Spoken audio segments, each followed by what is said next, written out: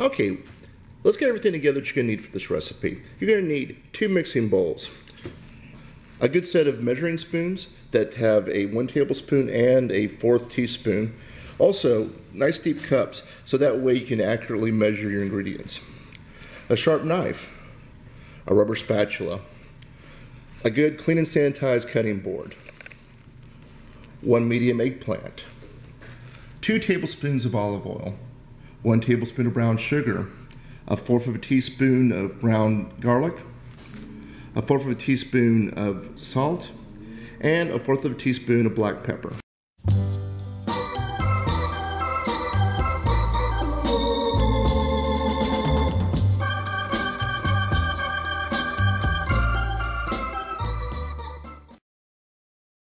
To cut your eggplant, go ahead and cut off the top and the bottom of the eggplant.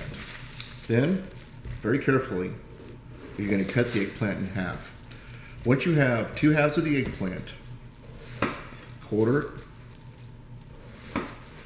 the 2 halves. Alright, at this point, you should have 8 pieces of the eggplant. From here, what you're going to do very carefully, take out the middle part of the eggplant. This is still edible. It's a wonderful part of the eggplant. But for the purposes of what the recipe we're doing today, we want chunks, not pyramids. Not triangles, but chunks. Alright. Should just take a moment to clean up your eggplant real quick.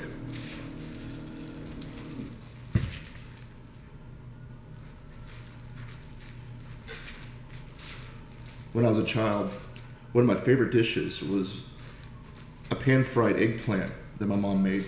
She would cut it into little rounds, and then we'd have it all week because they make great sandwiches. Put on a little bit of wheat bread with a little bit of mustard or some leftover marinara. It was awesome. Very, very good. Okay, once you've got it all cleaned up, your lower part of your eggplant, which is a little bit bigger, you're going to go ahead and cut down the middle. So that way, you've effectively gone from having 8 pieces to 12 pieces. All right. Now, you're going to do your best to get about 45 chunks out of this.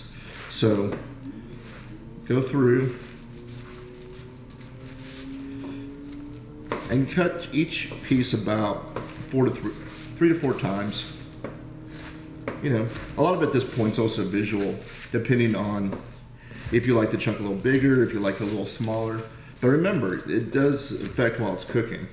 That means your little bit of bigger piece is going to be a little firmer, a little bit more flavor of the eggplant, while your smaller piece is going to soak up more of the sugar, salt, and pepper, thus giving you a little bit more of a snack size piece.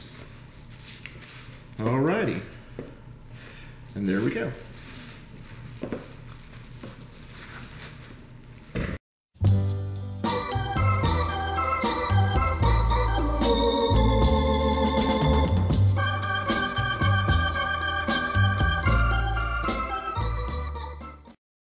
We got our 45 pieces nice and chunked there. We're going to put it to the side. Okay, in our other bowl, we're going to start adding the ingredients. You got your 2 tablespoons of olive oil. You got your 1 tablespoon of brown sugar, your garlic, your black pepper, and your salt.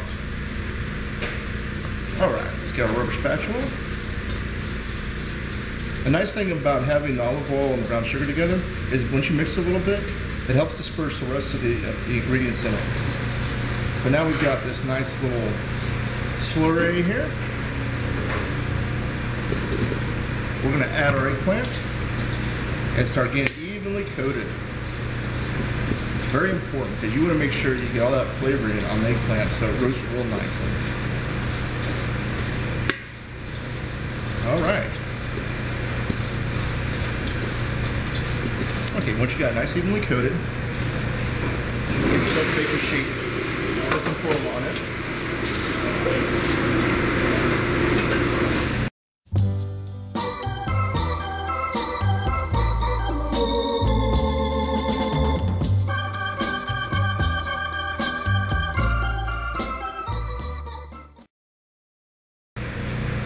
Okay, once you get your eggplant evenly coated, you're going to put it on a covered baking sheet with foil. Now, a nice little trick when you get to this point, if you wrap it in saran wrap and put it in the freezer overnight, do it the next day, it's going to bake beautifully, but you can still bake it from here. Now, I went ahead and did some from the night before and did a double batch, and right now we're going to throw it in the oven for 20 minutes and come back and we're going to take a look at it and see how it looks.